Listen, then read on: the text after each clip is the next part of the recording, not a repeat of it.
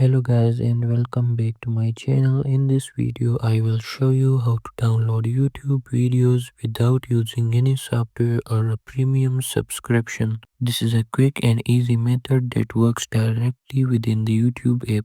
So let's get started. First open the YouTube app on your device. Next find the video that you want to download. For this example I will choose this one.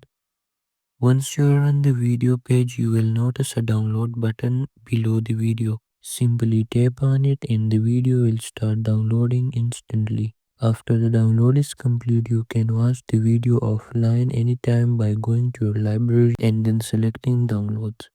Keep in mind that this feature is available for certain videos, so if you don't see the option, it might not be available for that particular video. And that's it for this tutorial. I hope you found this helpful. If you did, make sure to like and subscribe for more. Thanks for watching.